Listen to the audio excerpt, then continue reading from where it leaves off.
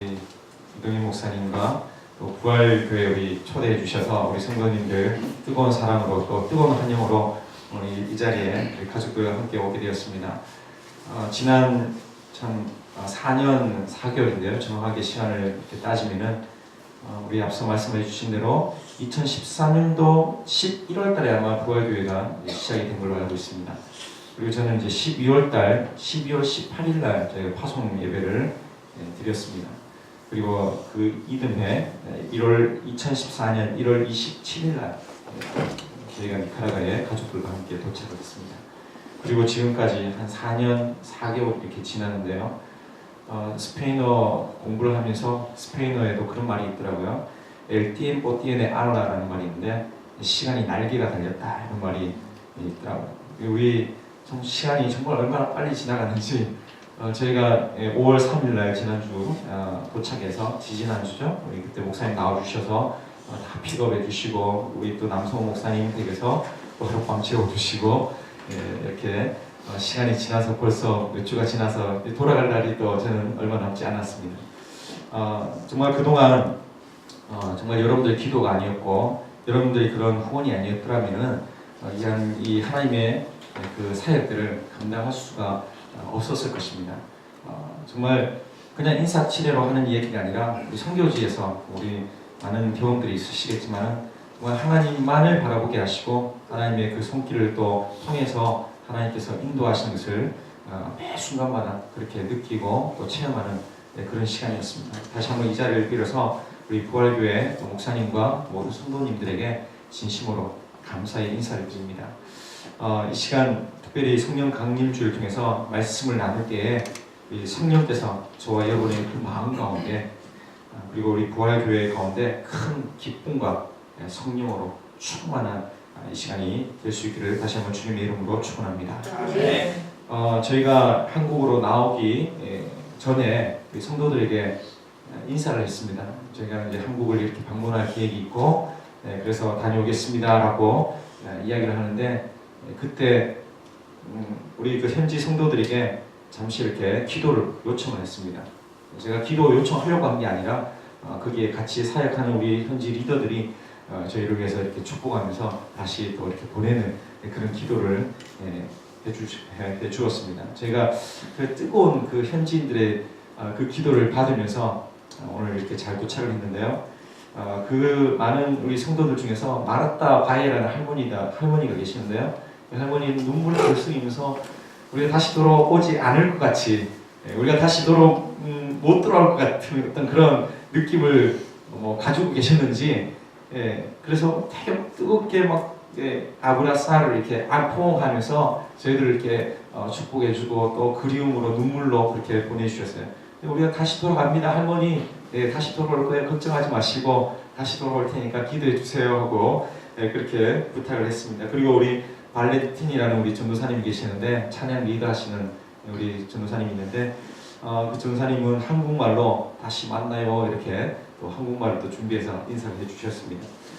특별히 그 중에 기억에 남는 우리 한 자매가 있는데 가정이 있는데 제가 사진으로 준비했을 것입니다. 우리 마이라라는 자매가 있습니다. 안토니오 호세 이 아이가 3명이 있는데요. 큰 아이가 안토니오 주니어라고 이 친구가 예배 우리 기타 교실을 통해서 예배 인도자를 양성하기 위한 기타 교실을 처음 이렇게 사역으로 열었습니다. 제가 니카라과에 가서 그때 우리 많이 도와주셔가지고 그래서 우리 그 도움으로 기타 교실을 열 수 있었는데 기타를 7대를 구입을 했습니다. 그래서 그때 그 기타 구입한 걸 가지고 기타 교실을 열어서 예배 인도자를 양성하기 위한 그런 프로그램을 가졌습니다. 이걸 통해서 이렇게 나온 학생입니다. 호세 주니어라는 키가 이 아버지하고 엄마 그 사이에서 제일 큰 그 아이가 있는데 그 아이가 이렇게 나오면서 부모님들도 같이 따라 나오게 됐어요. 그래서 부모님들이 교회를 나오면서 온 가족들이 다 등록하게 되면서 이 사진은 이제 등록했을 때에 사진을 찍어서 이렇게 가족 사진을 찍어서 액자에다가 넣어서 이렇게 선물로 증정하고 전달하는 그런 시간이었습니다. 이 자매가 저희한테 그렇게 저희 아내한테 그런 얘기를 했다고 합니다. 당신들로 인해서 우리가 너무 많이 변화됐습니다. 특별히 자기 남편이 많이 변화됐다고 합니다. 많이 변화되고 많이 바뀌어서 그래서 가르쳐준 그 말씀으로 이 가족들이 변화되었고 이렇게 변화가 되어서 지금 얼마나 기쁘고 즐거운지 모릅니다. 감사합니다. 그런 인사를 이렇게 저희가 들었습니다. 여러분 그 어떤 인사보다도 정말 기쁘고 참 보람된 그런 참 감사한 인사가 아닌가. 하나님께 감사를 드렸습니다. 그동안 저희 수고가 정말 헛되지 않았구나. 여러분들이 이렇게 후원해 주시고 기도해 주시고 도와주셨던 그 모든 이 일들이 결코 헛된 일이 아니었구나. 하나님의 복음이 씨앗이 떨어져서 그것이 이렇게 귀한 열매를 맺었구나. 이런 생각을 하니까 얼마나 기쁨이 충만하고 감사하든지 정말 그 모든 것들을 하나님께 다시 한번 영광을 돌리는 그런 시간이었습니다. 그래서 제 마음속에 소원이 생겼습니다. 그 이야기를 들으면서 잘 재충전 잘해서 다시 힘을 얻어서 니카라과에 다시 돌아가리라.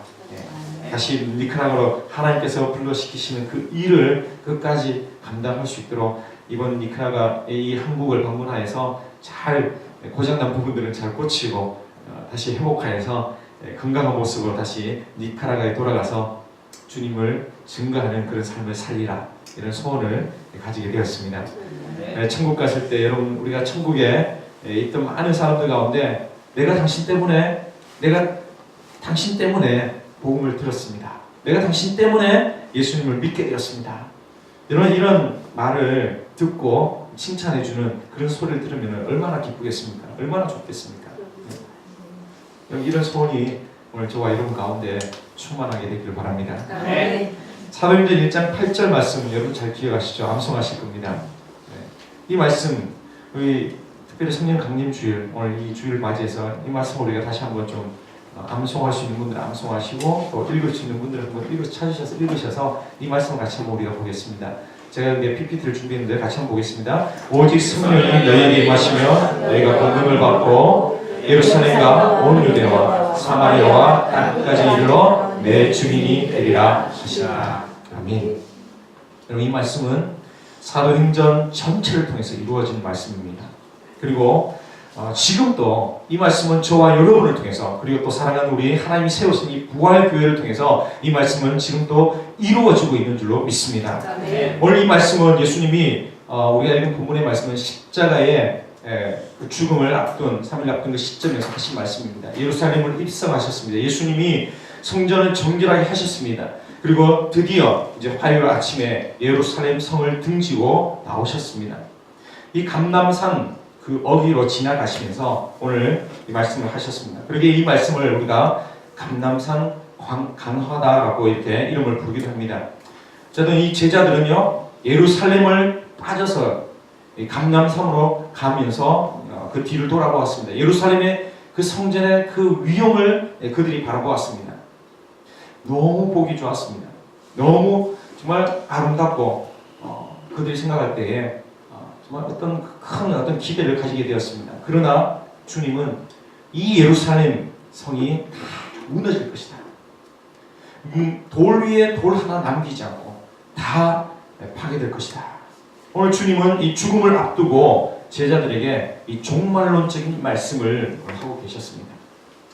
주님이 주시는 제자들 향한 그 말씀은 장밋빛 그런 미래가 아니었습니다. 잘 될 거야. 모든 게 잘 풀릴 거야. 걱정하지 마. 잘 될 테니까. 걱정하지 마. 이제 너희들 생각하고 소원하는 대로 다 잘 풀릴 거야. 이런 식으로 말씀하시지 않으셨습니다. 오히려 그 반대죠. 앞으로 점점 더 어려워질 거야. 앞으로 점점 더 이단이 창궐하게 될 거고, 점점 더 분쟁이 늘어나게 될 거고, 지진이 일어나게 될 것이고, 기근이 일어나게 될 것이고, 자연재해도 늘어나게 될 것이요, 환경 문제가 심각해질 것이요. 주님이 이런 말씀들을 해주셨습니다. 이런 내용들이 오늘 바로 우리가 감람산 광야의 그런 기본적인 내용입니다. 주님 여러 가지로 이 복잡하고 어려운 이 시대를 살아가고 있는 우리 모든 성도들에게, 저희 여러분에게 오늘 중요한 가르침을 오늘 주기를 원하고 계시는데요. 오늘 정말 저도 그렇습니다. 장밋빛 그런 미래 잘 될 겁니다. 여러분 모든 게 잘 풀릴 겁니다. 만사에 형통할 것입니다. 이런 말씀을 저도 전해주고 싶습니다. 전하고 싶습니다. 얼마나 좋겠습니까? 그런 말들. 성도님 걱정하지 마십시오. 다 잘 될 것이니까. 건강 문제, 정치 문제, 모든 경제 문제 다 잘 풀릴 것입니다. 이런 이야기만 하면 얼마나 좋겠습니까? 그런데 성경을 보니까 그것과는 정반대의 그런 말씀이 있습니다. 오늘 예수님은 그 자신에게 3년 동안 훈련받은 그 제자들에게 이제는 문제 없다. 이제는 모든 것이 좋은 일만 있을 것이다. 이렇게 말씀하시지 않으셨습니다. 오늘 주님은 모든 것이 너희들 뜻대로 다 잘 될 것이다. 그렇게 말씀하시지 않고 오히려 뭐라고 말씀하십니까? 스스로 조심하라. 그렇게 말씀하셨습니다. 앞으로의 모든 그 될 일들을 바라보면서 주님 그렇게 말씀하셨습니다. 뭐라고요? 스스로 조심하라. 핍박이 있을 것이니 어려움이 있을 것이니 스스로 조심해라. 오늘 복음을 전하다가 체포를 당할 수 있으니 스스로 조심해라. 오늘 9절 말씀을 우리가 다시 한번 볼까요? 9절 말씀을 함께 읽겠습니다. 너희는 스스로 조심하라. 사람들이 너희를 공회에 넘겨주겠고 너희를 회당에서 매질하겠으며 나로 말미암아 너희가 권력자들과 임금들 앞에 서리니 이는 그들에게 증거가 되려 함이라. 아멘. 한국에 그냥 5년 차죠. 저희가 5년 차, 5년 만에 이렇게 나와서 보니까 많은 사람들이 특별히 신경을 쓰고 있는, 조심을 하고 있는 한 어떤 부분을 이제 알게 되었습니다. 그게 뭐냐 하니까 우리 이동희 목사님도 처음에 이제 인천공항에 나오셨을 때 저희를 픽업해 주셨을 때 저희가 듣게 된 그런 말이고, 저희 천함을 통해서도 계속해서 반복해서 듣게 되는 말인데, 미세먼지라는 말, 미세먼지라는 말을 이렇게 알게 되었습니다. 그저께 신문을 보니까 지진보다도 더 무섭다, 뭐 이렇게 표현을 하는 것을 보면서 저는 아주 실감이 나지 않습니다. 도대체 이게 무슨 말이냐, 이해가 되지 않는 거예요. 미세먼지가 그렇게 무서운가? 미세먼지.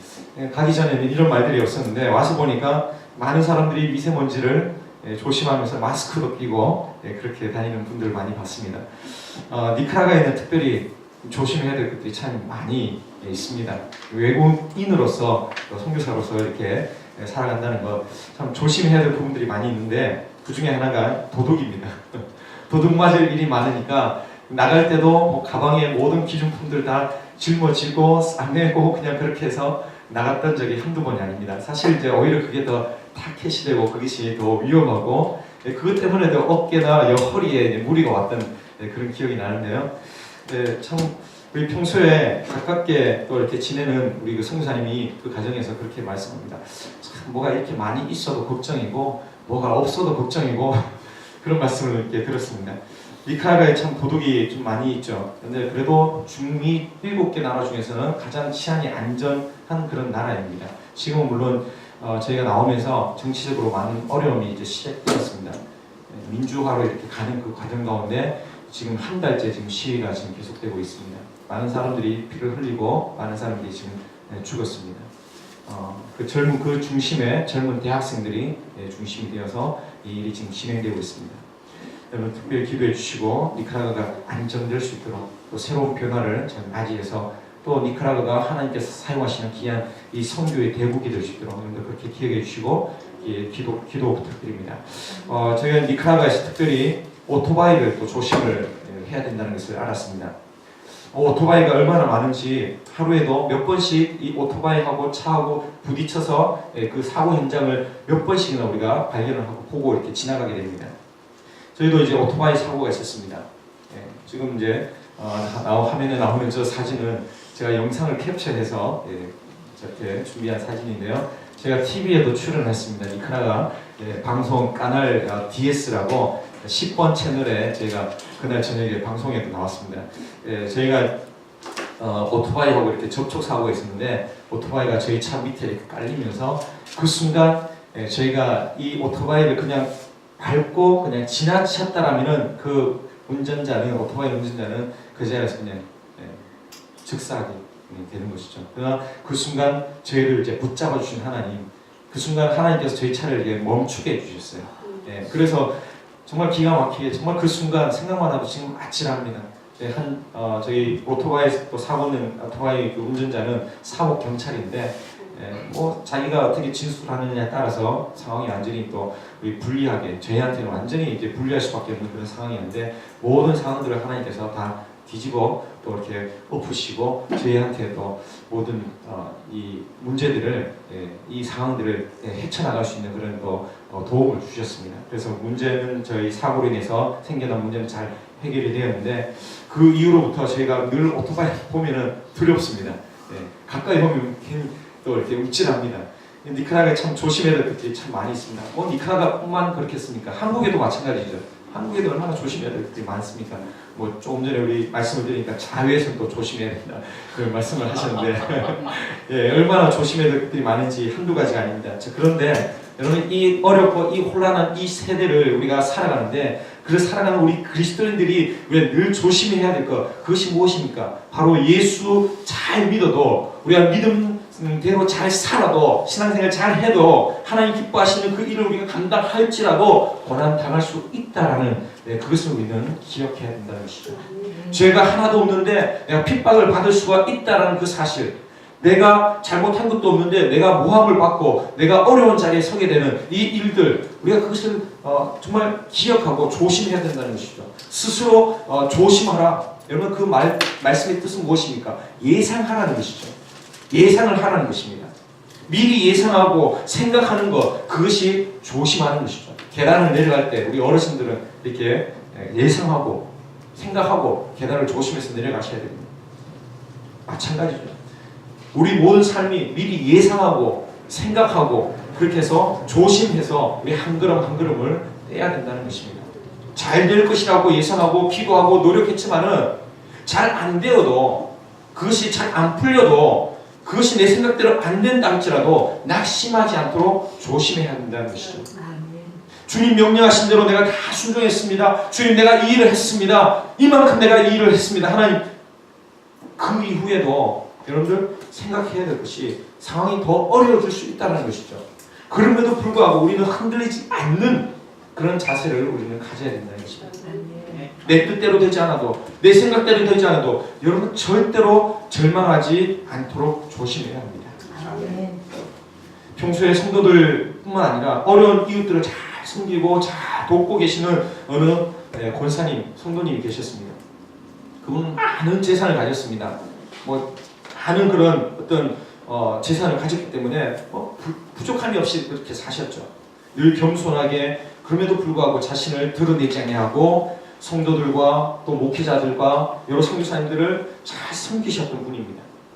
언제나 기도의 자리에 서셨고 섬김의 자리에 계셨던 그런 분이셨습니다. 그런데 이분에게 어느 날 갑자기 그 남편에게 암이라는 그런 그 선고를 받게 되었습니다. 그 남편이 암 수술을 받게 돼서 투병하게 되었습니다. 그리고 연이어서 그 아들이 하는 그 사업도 점점점 어려워지게 되었습니다. 사업을 크게 했는데 점점 축소합니다. 또 축소합니다. 또 그 피하는 큰 그 빚더미에 놓이게 되었습니다. 이러한 상황들을 갑자기 그냥 모든 것이 연이어서 이 어려움들이 오니까 이 권사님이 마음에 낙심이 되었습니다. 그래서 마음에 또 이렇게 우울증이 살짝 왔습니다. 그러나 그 순간에 하나님의 음성을 들었습니다. 하나님의 음성을 듣고 그 순간에 그 모든 우울증을 완전히 다 떨쳐버렸습니다. 그 순간에 주셨던 하나님의 음성이, 딸아, 네가 이 모든 일들이 위로를 받으려고, 사람들로부터 위로를 받으려고 했던 일이냐? 그렇지 않은 걸 네가 알지 않느냐? 너는 아직 사명이 있으니까, 너는 아직 해야 될 그 사명이 있으니까 내가 너를 도우리라. 그 음성을 듣고 그 이후로부터 완전히 어려운 상황이 있을지라도 오히려 그것을 오픈합니다. 그것을 내가 이렇게 삽니다, 내가 이렇게 있습니다 라는 것을 이제 다 드러내 보이는 것이죠. 히스기야가 기도한 것처럼 좀 이렇게 이렇습니다 하면서 다 보시옵소서, 하나님 아시지 않습니까? 그렇게 다 자신을 드러내면서 오히려 하나님을 더 의지하고 하나님을 바라보는 그런 권사님이 되셨습니다.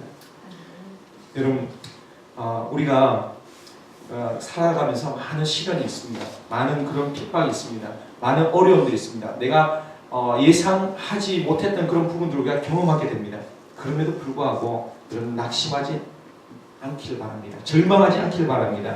믿음으로 잘 살아도 어려움이 닥칠 수 있다는 이 사실을 예상하시고 조심하시길 바랍니다. 주님을 따르다가 욕을 받을 수 있다. 그때 어떻게 해야 됩니까? 아, 당연한 것이 없구나 라고 그렇게 생각을 할 수 있길 바랍니다. 믿음대로 살았는데 나에게 칭찬이 돌아오기는커녕 욕이 돌아올 때에 당연한 것이 없구나 이렇게 생각할 수 있기를 바랍니다. 기도하며 믿음으로 나아가는데 내 뜻대로 되지 않습니다. 전혀 다른 길로 갑니다. 전혀 힘든 길로, 정말 예상하지 못한 그런 힘든 길로 나의 인생이 진행되어져 나갑니다. 그럴 때도 당연한 것이 없구나, 여러분 그렇게 생각할 수 있길 바랍니다. 실패할 수도 있습니다.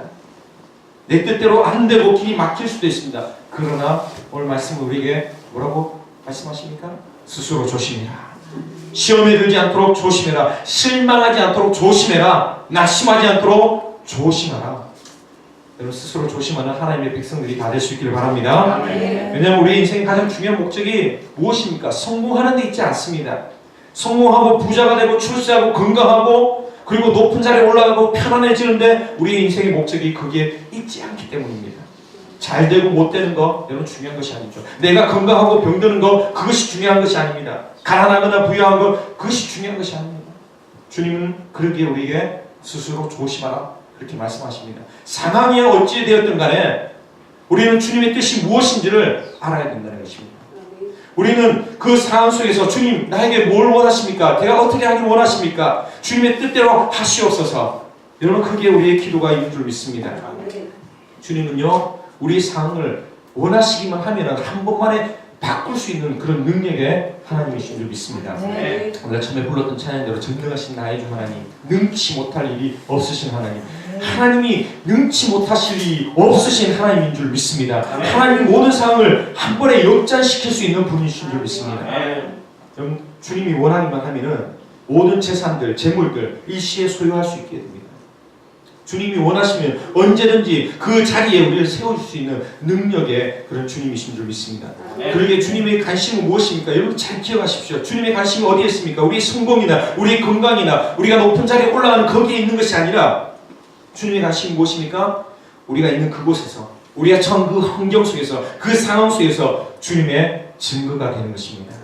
주님을 증거하는 사람이 되는 것입니다. 그 자리에서 내가 주님을 예배하는 것입니다. 주님 이곳에서 내가 주님을 예배합니다. 주님 영광 받아 주시옵소서. 주님 이곳에서 내가 주님을 영화롭게 하기를 원합니다. 주님의 이름을 높이기를 원합니다. 우리가 오늘 처음에 시작하면서 불렀던 그 찬양이 얼마나 은혜가 되는지 모릅니다. 저희가 가족들과 함께 니카라과에서 매일 또 한 번씩 또 일주일에 몇 번씩 우리가 모이면 같이 예배 드릴 때 불렀던 찬양이 부르신 곳에서 이 찬양을 우리가 뜨겁게 불렀습니다. 주님 부르신 이곳에서 저희가 주님을 예배합니다. 주님을 찬양합니다. 주님이 이곳에서 시키신 일이 있고 불러시키신 그 일을 우리가 감당하기 원하니 주님 우리에게 성령을 부어주시옵소서. 우리 부활교회의 올해 주제표 말씀 얼마나 좀 은혜가 되는지 모릅니다. 성령을 받으라. 한 숨을 쉬면서 내쉬며 이르시되 성령을 받으라. 우리 얼마나 한숨을 많이 쉬는지 모릅니다. 인생의 깊은 어떤 절망 속에서 한숨을 쉴 때만 합니다. 그러나 주님이 쉬는 이 숨은 다르죠. 우리에게 성령을 받아라 하시면서 살리는 그리고 우리에게 힘을 주는 우리에게 능력을 주는 그런 하나님의 생명의 호흡인 줄 믿습니다. 우리 주님을 때때로 우리를 어려운 자리, 주님은 우리 때때로 어려운 자리에 우리를 세우실 때가 있습니다. 그곳에서 여러분들 기억하십시오. 주님의 증거가 되길 원합니다. 그렇게 기도하시길 바랍니다. 아무리 내 인생이 화려하고 능력이 있고 돈이 많고 할지라도 지위가 높은 자리에 있다 할지라도 여러분 그곳에서 주님의 증인이 되지 못한다면 내 인생의 의미는 아무것도 없다는 것입니다. 나에게 온갖 재능이 있습니다. 기술이 있습니다. 힘이 있습니다. 그렇다 할지라도 내가 그곳에서 주님의 증거가 되지 못하고 주님을 높이지 않는다면 그 인생은 아무런 의미가 없다는 것입니다. 이번 한국 방문을 앞두고 아이들에게 물었습니다. 얘들아 한국에 가서 이번에 꼭 하고 싶은 거 한 20가지를 한번 적어볼래? 이렇게 종이에 적어서 가지고 왔습니다. 보니까 1번부터 20번 거의 공통된 관심사가 아이들이 그 공통된 관심사가 먹는 것입니다. 이것도 먹고 저것도 먹고 한국에 가면은 그 참 부산에는 먹거리가 많이 있습니다. 물론 이제 서울에도 그렇지만요. 저희가 나오기 전에 부산에 있을 때 아이들이 어렸을 때 먹었던 그 음식들, 뭐 삼겹살, 돼지국밥, 뭐 돈가스, 뭐 떡볶이, 오뎅, 뭐 이런 것들이 향수로 이제 그 마음속에 아이들, 저희도 마찬가지죠. 그게 남아 있는 것이죠. 이번에 한국 방문하면서 많은 그런 경험들을 하면서 좀 해소가 되는 것 같습니다. 특별히 우리 지난번 이동현 목사님과 함께 남산에 올라가서 남산 타워 그 밑에 있는 남산 그 돈가스를 저희 아이들과 함께 먹으면서 얼마나 그 동안 쌓였던 것이 해소가 되는지. 여러분, 우리 지금 여러분의 관심이 있을 것입니다. 많은 사람들이 관심이 있습니다. 젊은이들은 또 젊은이들 가지고 있는 그 관심사가 있을 것입니다. 우리 학생들, 또 다른 어른들, 우리 각각이 가지고 있는 관심사가 있습니다. 여러분, 우리 그 지금 다시 말해서 우리 핫 이슈가 있습니다. 핫 이슈. 지금 가장 중요한 그 관심 가는 그 부분, 여러분 그것이 무엇입니까? 이것만 해결되면 내 문제가 해결될 것 같은 그런 쟁점이 무엇입니까? 건강한 것, 돈을 버는 것, 아니면 공무원 시험에 합격하는 것? 여러분 어떤 것입니까? 내가 바라는 그 수준에 올라가는 그것이 무엇입니까? 그러나 오늘 주님이 원하시는 그 핫 이슈가 무엇인지를 우리는 기억해야 됩니다. 주님의 관심사가 무엇입니까? 우리가 어떤 자리에 있든지, 우리가 어떤 모습 가운데 있든지 주님의 증인이 되는 것입니다. 주님을 나타내는 것입니다. 이것이 바로 주님의 관심사입니다. 니카라과에서 만난 사람들 중에 넬송이라는 청년이 있습니다. 이 사진에 지금 나와 있는데요. 이 가운데 이렇게 하트를 그리고 있는데 저희 아내와 이 사이에 있습니다. 그러니까 여러분들 보실 때 오른쪽에서 두 번째 있는 이 청년인데, 교회를 2014년도 저희가 도착해서 10월 달에 좀 언어도 안 되고 여러 가지 형편도 좀 아무것도 모르는 제가 정말 하나님의 은혜로, 또 파송원 교회의 그 도움으로, 정말 그 은혜로 교회를 건축하기 시작했습니다. 그때 만난 청년, 소년이었습니다. 15살 그 소년이었는데, 이 소년이 지금은 이제 커서 19살, 지금 20살 이렇게 됩니다. 그가 이제 은혜를 받고, 그 당시에는 예수님을 알지 못하고 교회를 나오지 않았습니다. 그러나 이 교회를 건축하고 난 다음에 이 아이가 이제 교회를 나오고 같이 예배를 드리고 하나님의 은혜를 받고 성령으로 변화되니까 그에게 한 가지 소원이 생겼습니다. 해마다 송구영신 예배 때마다, 물론 한국에서도 그렇게 했던 것처럼 저희가 선교 사역지에서도 송구영신 예배 때 선교 각자의 그 1년 기도의 제목을 가지고 적어서 가지고 이제 오라고 이렇게 부탁을 합니다. 그래서 이제 1년 동안 제가 그 기도 제목을 가지고 계속 매일마다 기도합니다. 이 넬송이라는 이 청년의 이 기도의 제목이 참 마음이 이제 뜨거워지는 그런 기도였습니다. 그건 바로 가족들의 구원입니다. 아마 우리 대부분 믿지 아니하는 우리 가족들을 두신 분들은 그것이 가장 첫 번째 기도 제목일 것입니다. 가족들의 구원. 사실 그에게 가족이라고 하면은 한 아버지, 어머니에서 나온 형제들, 그런 형제가 아닙니다. 그런 가족이 아닙니다. 아버지의 자녀들이 있습니다. 어머니의 자녀들이 있습니다. 그리고 아버지와 또 혹은 어머니가 새로 결혼해서 낳은 또 자녀들이 있습니다. 얼마나 복잡한지요. 그림을 그려달라고 했어요. 헷갈리니까 여기도 에르마노 형제, 여기도 에르마나 자매, 이렇게 하니까 도대체 누가 누군지 잘 모르겠더라고요. 그래서 그림을 그려달라, 가계도를 그려달라, 그렇게 해서 이 친구한테 그 가족들의 상황을 알게 되었습니다. 어렸을 때 어머니에게 버림받고 할머니 밑에서 이렇게 자랐습니다. 아버지는 아예 같이 산 적도 없고요. 이런 아이가 그 할머니 밑에서 잘 자라서, 그래서 그 할머니를 통하여서 사랑을 받고 이 아이가 공부를 잘하면서 이제 대학생이 되었는데, 예수님 믿고 이 아이가 많이 변화되었습니다. 그래서 그 송구영신 예배 때 가족들의 구원을 위해서 이렇게 기도합니다 하고 기도해 주세요라고 부탁을 했습니다. 올해 하나님께서 올해 그 할머니 이사벨라 마누엘라라는 그 할머니였는데, 이 할머니를 통해서 이 형제에게는 어머니와 같은 존재입니다. 어머니와 같은 존재. 이 할머니가 병이 들어서 병원에 입원하고 퇴원해서 이제 몸이 점점 기력이 약해지면서 임종 예배를 드려달라고 요청을 이제 받았어요. 작년 12월 달이었습니다.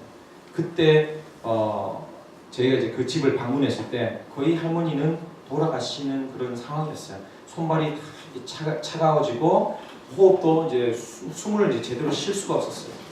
그때 이제 기도를 했습니다. 하나님, 이렇게 모여 있는 가족들을 보니까 한 50여 명이 돼요.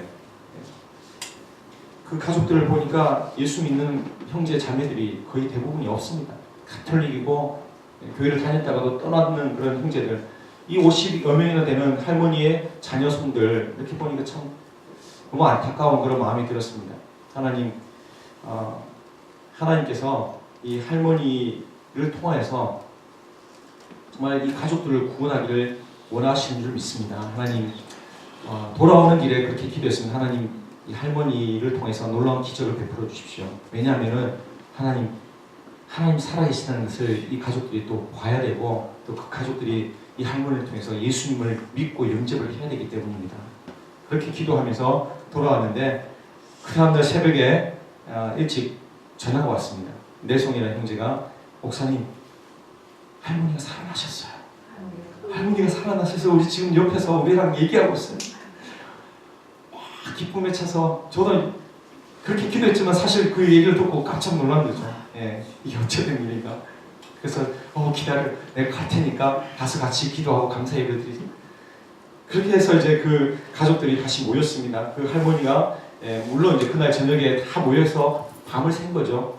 할머니가 마지막 유언을 남기기 위해서 온 그 손주 손녀까지 다 불러가지고 그 자리에서 다 있었기 때문에 그 당시에 이제 12월 달에는 가족들이 다 한 자리에 모여 있었습니다. 그래서 그 새벽에 다시 살아난 할머니를 붙잡고 기도하면서 참 하나님께 영광을 돌렸습니다. 그리고 그 다음 날 목요일 날 저녁에도 예배를 드렸습니다. 같이 교회에서 예배당에서 예배를 드리지 않고 이 집 앞에서 모여가지고 온 그 동네 사람들 다 초대해서 같이 예배를 드렸습니다. 그리고 주일날 이 사진에 나온 이 화면은 할머니의 식구들과 자녀손들이 주일날 오전에 예배에 나와서 같이 예배 참여하고, 또 할머니가 또 간증하고, 또 후에 식당 칸에서 이렇게 같이 또 사진을 찍은 그런 모습입니다. 이 할머니가 이제 70일 동안 사시고 이제 돌아가셨어요. 70일, 딱 70일 동안 사시다가 소천하셨는데, 하나님께서 이 넬송 형제의 그 기도를 들으셨다라고 저는 그렇게 믿습니다. 그 할머니를 통해서 온 식구들에게 복음이 전해지는 그런 기회를 가지게 되었습니다. 그 자녀손들이 예수님을 개인의 구주로 영접하였고, 또 그리고 주일 예배에 참석하면서 믿음 생활을 새롭게 시작하게 되었습니다.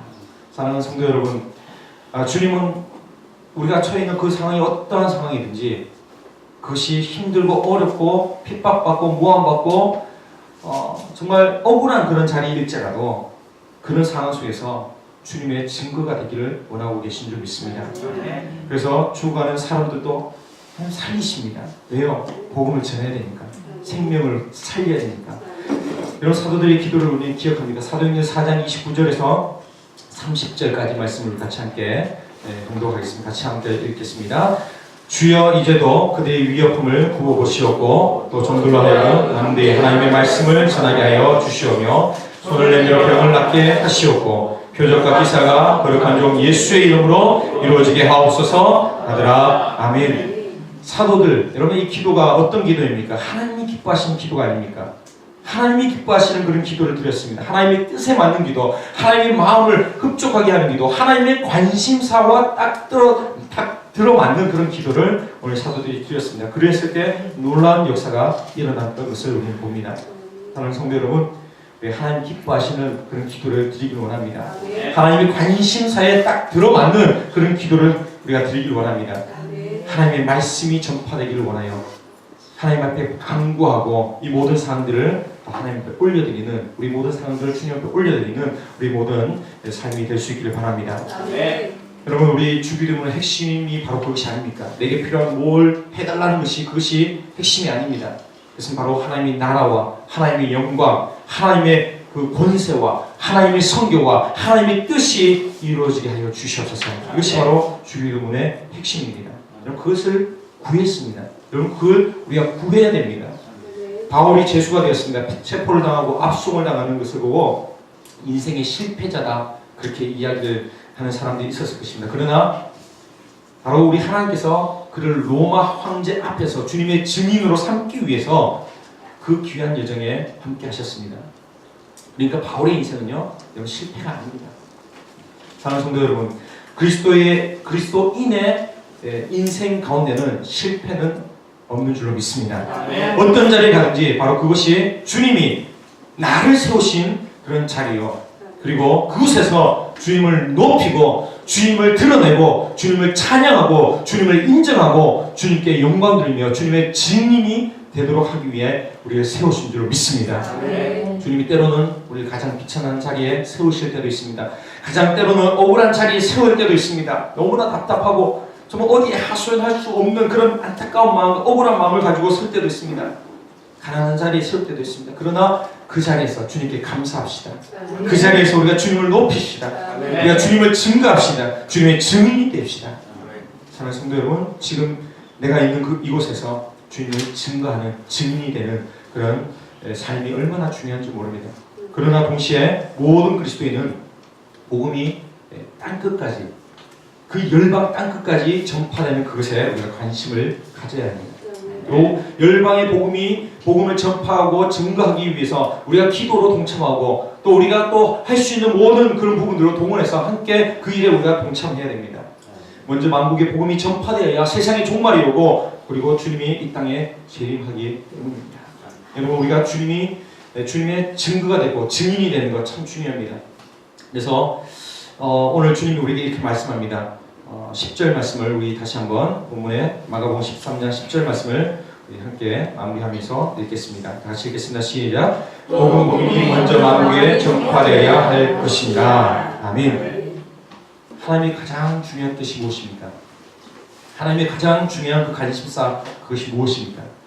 세상 모든 민족이 구원을 얻기까지, 세상 모든 민족이 다 복음을 듣는데 그날까지, 그게 바로 주님의 관심이 있습니다. 그제서야 그 후에야 이 세상이 마지막에 오고 예수님이 재림할 것이기 때문입니다. 그렇기 때문에 오늘 우리가 있는 그곳에서 우리 주님의 증인으로서, 증거로서 살아가기를 다짐하고 헌신하는 이 시간이 될 수 있기를 바랍니다.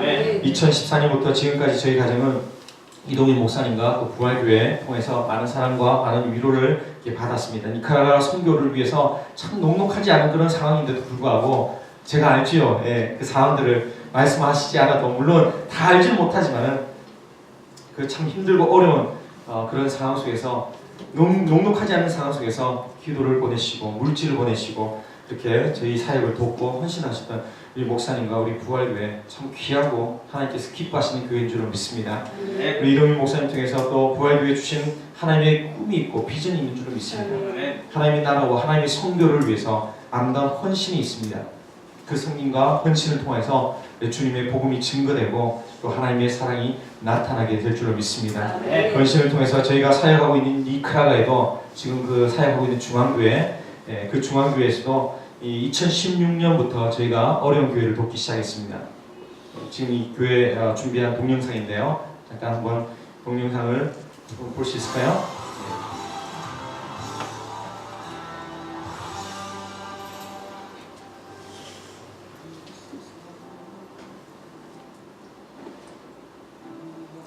2016년도 저희가 2월에 만났던 이 작은 어려운 교회입니다.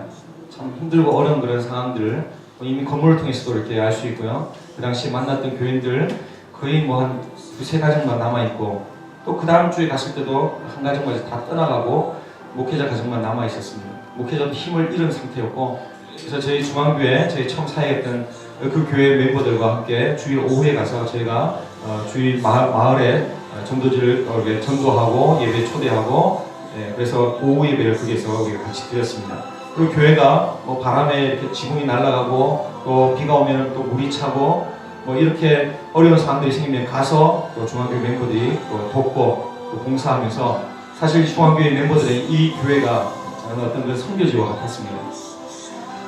유대와 사마리아 땅끝까지, 예루살렘과 유대와 사마리아 땅끝까지 했는데 가까운 이웃에부터 저희가 가서 복음을 전하고 또 사랑을 실천하는 그런 시간을 가졌습니다. 이 마을에 사는 많은 어린이들인데 이 지금 어와나라는 이 사역을 통해서 하나님의 말씀을 가르치고 함께 놀아주고 즐거운 게임으로 이런 시간들도 가졌습니다. 그렇게 돕기를 1년 반 만에 하나님은 교회 리모델링을 할 수 있도록 허락해 주셨습니다. 은혜를 베풀어 주셨습니다. 작년 12월에 교회 봉사를 시작해서 2018년 2월에 그 공사를 완료하고, 그리고 지난 5월 1일에 저희가 나오기 전 바로 그 전날 5월 2일 날 저희가 니카라과에서 출발했는데 5월 1일 날 헌당 예배를 드리고 나오게 되었습니다. 참 이렇게 말씀으로 변화되고 예배의 감격과 또 은혜를 경험한 이 청년들이, 또 성도들이 가서 이렇게 자기 시간을 내고 자기 또 재능을 내고 뭐 자기가 가지고 있는 그 모습 그대로 그냥 그대로 이 상황들을 또 이렇게 섬겼습니다. 교회를 건축하면서 온 성도들이 하나가 되어서 이 어려운 교회를 한 몸이 되어서 유기적으로 이미 하나가 되었습니다. 2016년부터 해서 1년 반을 가까이 이렇게 지내면서 이미 이 교회 공동체와 하나가 되어서, 그래서 이제 교회를 건축하면서 헌당 예배를 드리는데, 이 성도들이, 중앙교회 성도들이 얼마나 기뻐하고 감격스러워하는지 정말 이 모습을 보면서 정말 저희들 마음속에도 하나님 주신 은혜가 있었고 감동이 있었고 감사가 넘쳤습니다. 여러분, 우리 특별히 그 가운데 충분히 본 것 같습니다. 마릭사와 리카르도라는 그 부부가 있는데요. 저기 사진 오른쪽에 보면은 저 부부가 있죠. 마릭사라는 자매는 중앙교회 그 리더이고 또 주방 봉사자고 교회 재정을 맡은 또 그런 자매입니다. 작년에 이 자매 가정에 픽업 트럭이 생겼어요. 픽업 트럭이 하나 생겼습니다. 닛산에서 나온 중고 트럭인데 그걸 현지인들이 구입하기 상당히 힘들고 어렵죠. 저희도 뭐 물론 마찬가지입니다. 차를 가진다는 것은 엄청난 또 그런 부를 또 이렇게 상징하는 것인데, 지금 니카라과에서 또 이 교인들 가정의 첫 번째 가정입니다. 이 차가 생겼습니다. 얼마나 감사하든지요. 그리고 또 마나가 시내 중심부에 집 한 채를 유산으로 얻게 되었습니다. 이 남편 니카르도 형제가 이 차를 가지고 우리 교인들 뭐 주일 예배 때 이렇게 자기가 봉사를 합니다. 또 필요한 물건들을 또 나르고 또 수거하고 봉사합니다. 언제든지 사용하라고 그렇게 얘기를 합니다. 자매도 마찬가지입니다. 하나님께서 이렇게 물질적으로 갑자기 넉넉하게 해주시고 축복해 주시는 데는 다 이유가 있다는 것을 이 자매는 알고 있습니다. 그래서 저희한테 그렇게 고백합니다. 하나님이 주신 이 물질, 이 축복, 하나님 선교를 위해서 이렇게 드리겠습니다. 얼마나 귀한 고백입니까? 이 자매의 그 귀한 고백을 보면서 참 하나님께서 정말 우리 여기 첫 번째 사역하는 중앙교회 이 성도들 변화받고 말씀으로 변화받고 성령으로 변화받은 이 성도들이 가까운 유대 땅뿐만 아니라 앞으로 사마리아와 땅끝까지도 가겠다라는 그런 소망을 가지고 그런 비전을 품게 되었습니다. 니카라과에서 가장 큰 교단에서 운영하는 선교사 훈련센터가 있는데요. 거기에 20대 젊은 청년들이 선교사로 나가려고 지금 준비하고 있습니다. 저는 그 모습을 보면서 깜짝 놀랐습니다. 야, 니카라과에 이런 일이 있구나. 제가 몰랐던 부분들이죠. 그 온두라스, 그리고 엘살바도르, 그리고 또 과테말라, 남미로 또 페루 이쪽으로 가려고 또 준비하고 있는 그런 청년들입니다. 사진에 나와 있는 그 청년들 참 열심히 훈련을 받고 있습니다. 막바지 훈련 가운데 있어서 저희를 초대해서 같이 경건의 말씀을 전하는 그런 시간이 있었습니다. 그 청년들을 보면서 이 중앙교회가 또 함께 사역하고 있는 교회들이 이 사람들을 좀 돕고 또 이렇게 좀 같이 헌신했으면 좋겠다라는 그런 소망을 가졌습니다. 여러분, 지금 니카라과는 정치적으로 매우 혼란하고 어려운 시기에 있습니다. 시위가 벌써 한 달째 지금 이어져 가고 있습니다. 학교가 또 공장이 회사가 문을 닫고 있습니다. 결론이 나지 않은 채 지금 계속 시위단과 그리고 또 정부와의 대화가 이렇게 계속 이어지고 있습니다. 속히 이 모든 혼란과 이 모든 남북이 정리가 되고 또 안정을 되찾을 수 있도록 여러분들 기도 부탁드립니다. 왜 그렇게 돼야 되는가? 저는 그 이유가 있습니다. 하나님의 선교를 위해서, 하나님의 나라를 위해서, 하나님의 복음을 전하기 위해서. 이 니카라과가 이 중남미의 딱 중앙에 있습니다. 중미에도 그 가운데 있습니다. 배꼽에서 마치 이 영양분을 공급하는 이런 역할을 하는 것처럼 이 니카라과가 바로 선교의 그런 대국으로 쓰임 받을 수 있도록 하나님께서 속히 이 나라를 또 안정되게 해주시고 또 평화롭게 해주실 줄로 믿습니다. 여러분, 우리가 지금 살아가고 있는 이유가 있다면 바로 주님을 증거하기 위해서입니다. 지금 사진에 나와 있는 우리 중앙교회 성도들 그 가운데 보면은 우리 김은철 선교사님이라고 계십니다. 한정미 선교사님이 계신데 뉴욕 교회에서 파송받아서 오셔서 은퇴하시고 오셔서 이 니카라과의 한의원을 개원을 하셨습니다. 그리고 또 신학교 사역을 돕고 계시는데 우리 김은철 선교사님이 작년부터 이렇게 여러 가지 질병으로 인해서 수술 몇 번 받으셨는데 오늘 아침에 연락을 받았습니다. 김은철 선교사님이 이제 한 2-3주 정도밖에 살지 못한다. 계속 항암 치료를 받고 또 수술을 받고 몇 번 이렇게 하다가 지금 너무 체력적으로 힘들어서 또 복부까지 암이 퍼져서 지금 더 이상 이제 살 수 없다라는 그런 의사의 그런 판정을 받았습니다. 호스피스 병동으로 이제 옮긴다라는 그런 소식을 듣게 되는데 우리 김은철 선교사님, 안정민 선교사님 저랑 이제 비슷한 시기에 왔습니다. 제가 오고 그 이후에 몇 달 뒤에 오셨는데 사실 이분들은 제가 오기 전에도 단기 선교로 니카라과 땅에 많이 오셨습니다. 14번을 다녀가실 정도로 아주 니카라과를 위해서 헌신하고 봉사하셨던 분입니다. 복음을 위해서 지금 아픈 가운데 질병 가운데 있지만은 그러나 죽음을 또 앞두고 있는 그 상황 가운데 있지만은 하나님 나라를 위해서 하나님 성도를 위해서 헌신하셨고 또 그 헌신이 결코 헛되지 않기에 계속해서 이 니카라과 선교는 또 이어질 줄로 믿습니다. 여러분 우리가 더 이상 어려워서 한숨 쉬지 말고 주님 감사합니다. 어려워도 주님 바라봅니다. 주님과 더불어 이 자리에서 내가 주님의 증인이 되길 원합니다. 어떤 피곤한 순간에도 내가 주님의 증거가 되길 원합니다. 여러분 이렇게 하나님 앞에 기도하며 나아가는 우리 모든 삶이 될 수 있기를 주님의 이름으로 축원합니다. 모든 상황 우리가 주님께 맡기십시오. 하나님께서 허락하신 상황. 우리 니카라과 성도들이 자주 쓰는 말이 있습니다. Dios me prometió. 하나님께서 내게 이걸 허락했다. 이렇게 표현합니다. 하나님께서 내게 허락하신 상황이야. 그래서 결코 불평하지 않고 원망하지 아니하고 그것을 회피하려고 어디 도망가지도 아니하고 내게 허락하신 이 상황 하나님 감사합니다. 이곳에서 내가 주님을 높이겠습니다. 다른 것 중요하지 않습니다. 쓸데없는 일에 우리 인생을 낭비하자. 내가 땅끝까지 내가 하나님의 복음을 전하는 그 일을 위해서 오늘 이곳에서 부르신 그곳에서 주님을 예배하며 주님의 증인으로 살겠습니다. 저는 이런 고백이 저와 여러분 가운데 충만한 이 시간이 되기를 간절히 바랍니다.